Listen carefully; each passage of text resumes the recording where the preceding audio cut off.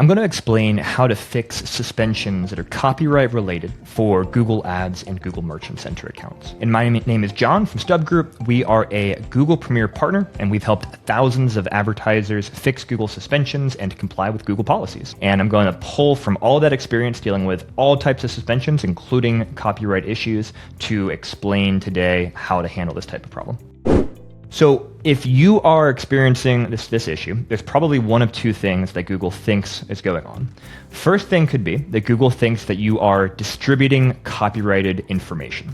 For example, if you are distributing videos or books or downloadable PDFs, things like that from your website, and Google thinks that those are copyrighted and that you don't have permission to distribute those copyrighted pieces of information, then that could cause a suspension. So if you actually are doing something you're not authorized to do, then I can't help you. It's illegal, it's against Google's policies, so it's just not going to work. But if you are doing something legit, let's say that you are actually the creator of the copyrighted content, or you have an agreement with the creator of the content, you are authorized to distribute it, then you can go to Google and you can fill out a form claiming that authorization. So specifically, there's this form here, copyright documentation web form. You go through, you give your information, your ad account ID, you can provide documentation, you can explain how you're connected to the content, whether you're the owner or an authorized distributor, stuff like that. And then you submit that. And that would be how you would prove to Google that you're distributing something that you're allowed to.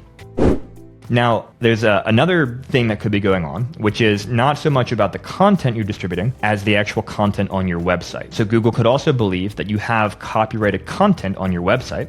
Could be pictures like product images, could be logos, it could be the names of brands or information from brands that Google thinks that you are not allowed, not authorized to have on your website. And usually, any kind of copyright issue stems from there being what's called a DMCA complaint that is submitted to Google, or at least that Google is privy to, and that they see and they say, okay, you got to stop advertising because of this complaint. So DMCA stands for the Digital Millennium Copyright Act, and there's a third-party database called Lumen, lumendatabase.org, that kind of records these complaints that are submitted. This right here is an example of what one looks like. This complaint was filed on behalf of this sender, and in this particular example, this is an example Google provides, this complainant was saying that there's copyrighted information on this particular website, and so they were reporting that to Google, and so Google is then went to this advertiser and said, you can't, you got to stop advertising this, essentially. And you have access to this Lumen database, so you could go to lumendatabase.org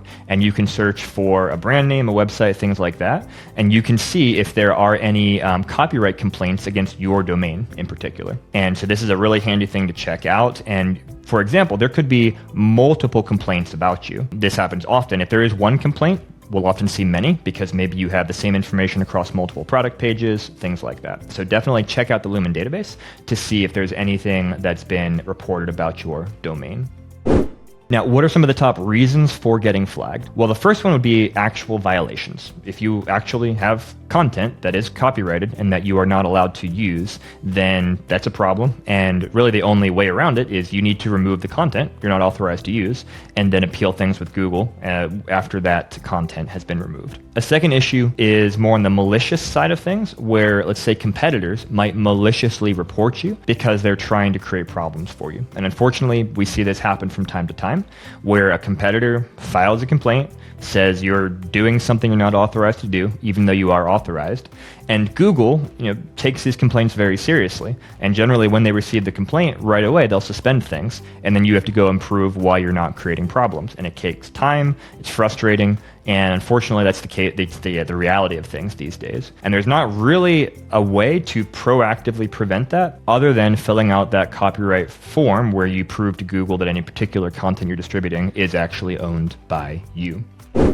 Another thing that we've seen happen is that marketplaces that allow user-generated content to be uploaded, they're really a hotbed for this type of thing. So for example, we had a client one time who they were a pretty big platform, and they were a t-shirt printer and distributor. And the way they were structured is that any user could go on, they could upload a design that they wanted printed on the t-shirt, and then I think they could sell it to other people. They could certainly get it shipped to them, that type of thing. Well, unfortunately, they didn't have good guardrails in place. And so people were uploading all sorts of copyrighted content. Think Marvel characters, think trademarks, think all sorts of things that they were not authorized to upload.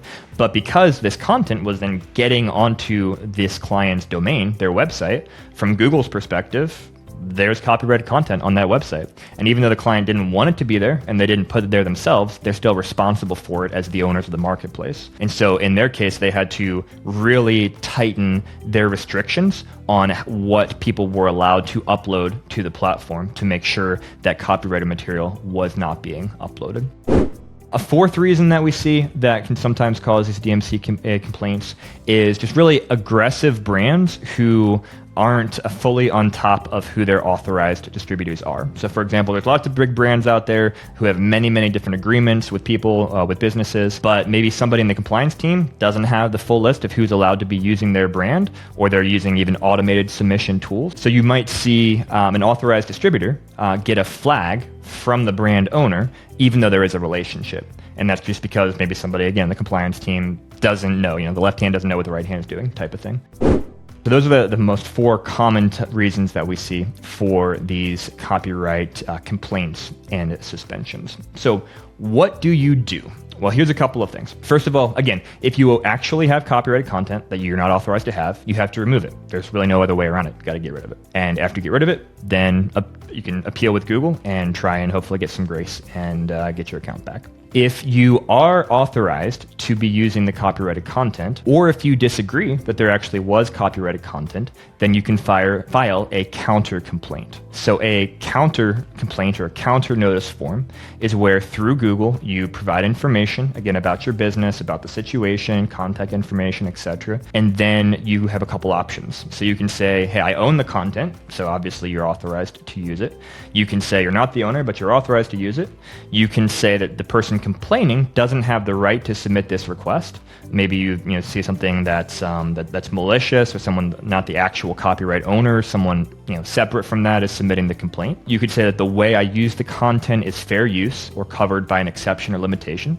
So for example, maybe you are you fall under the third-party reseller policies where, hey, maybe you don't have a direct relationship with the brand, but you're selling their products and you're allowed to mention their product names as part of that. That could be a situation. Or you could say, I never used the content.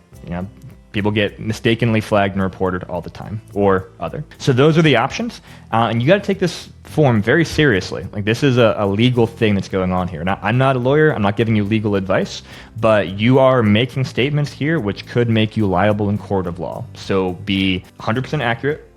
Be as comprehensive as possible in how you fill this out. Be really, really careful. Be truthful. That's the best advice that I can give you. And in our experience, it's pretty common for, even after you maybe file a counter notice or get rid of offending content and reappeal, for there to then be back and forth with Google about the situation. And we have a lot of experience, explaining the situation to Google. They'll sometimes ask for more context or mention other flags in the Lumen database, things like that. And so you've got to go back and forth sometimes with Google. And again, really clearly, professionally explain what happened, what you've done to fix the issue, or why there wasn't an issue to begin with. In the case of that t-shirt brand, for example, is a matter of explaining what are the guardrails you've put in place to make sure this doesn't happen again. There's repeat offenses. If Google reinstates you and then it happens again, well, that's really bad. And you're much less likely to come back from that second situation because Google sees you as a repeat offender.